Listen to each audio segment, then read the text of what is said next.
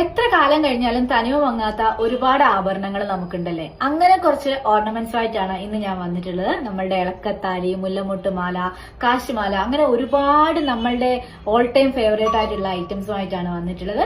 അപ്പൊ നമുക്ക് നമ്മുടെ വീഡിയോ കണ്ടിട്ട് വരാം. നമ്മുടെ ആദ്യത്തെ പാറ്റേൺ ഈ ഒരു വരുന്ന ഇളക്കത്താലിയാണ്. ഇത് നമുക്ക് 3 ലെയറിലാണ് ഇപ്പൊ വന്നിട്ടുള്ളത്.